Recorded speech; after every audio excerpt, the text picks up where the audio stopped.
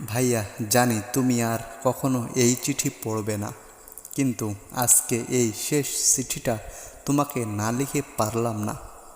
তুমি বলেছিলে ভালোবাসা মানে শুধু কাছে থাকা না, ভালোবাসা মানে দূর থেকেও কারো জন্য অপেক্ষা করা। আজ বুঝি তুমি শুধু বলেছিলে, আমি সত্যি করে ফেলেছিলাম। তোমার চলে যাওয়ার পর প্রতিদিন রাতে আমি বারান্দায় বসে থাকি, আকাশের দিক তাকিয়ে ভাবি, তুমি কি একটুও ভাবো না আমার কথা?